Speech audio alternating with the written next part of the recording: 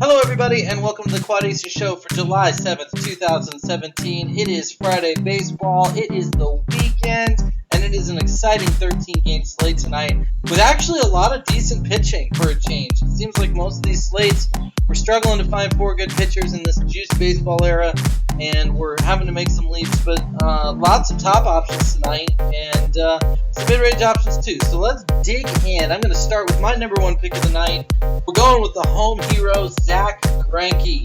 Now, Greinke has been phenomenal at home this year, flipping the script from last year where he was absolutely atrocious at home.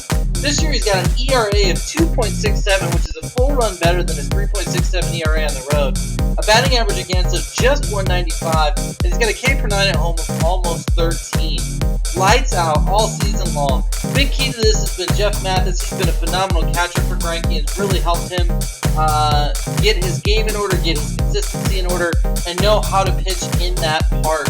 So he is my number one option. You can roster him with confidence tonight. He's almost a 2-run favorite against the Reds. Love him in cash, love him in GPPs, and love him better than anybody else in this price range. In a close number 2, though, we have Carlos Carrasco. Now, originally when I started doing my prep for this, I was leaning towards fading him, but when I dig into the numbers, it's just too risky to put a total fade on Carrasco tonight. Carrasco dominates righties with a 267 WOBA and a 28.6% K rate with just a .64 home run per 9.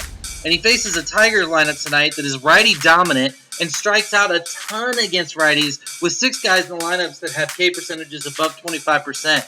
The only person in the lineup that hits well against righties with power is Miggy, who has an ISO of over 200, and we know that the Miggy of this year has not been the Miggy of years past. I love Carrasco's upside tonight, and definitely is worth a look and worth some exposure in your rosters.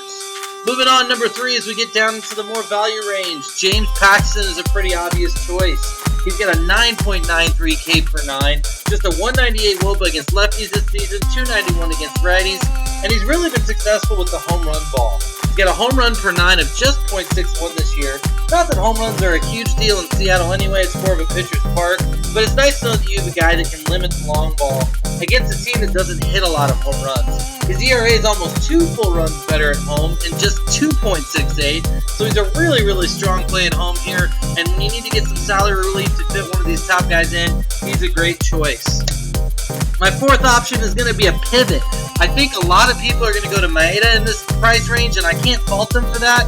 However, Maeda makes me nervous for a couple reasons. One, his last outing was absolutely atrocious. He's been inconsistent a big part of this season, and I don't trust his upside. I mean, his last few games, he's had limited strikeouts. Strikeout rate is down, so I don't see him being in a spot where I think he can put up that 25 to 30 points you need to win a tournament. So where do we go from there? We go to Dan Straley.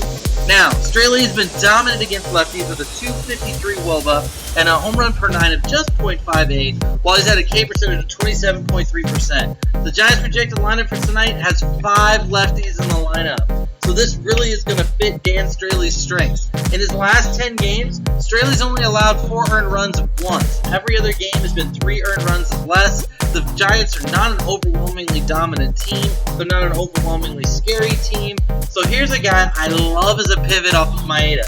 This is a guy that can come out, get a low ownership, put up a decent score, and help you win your tournaments.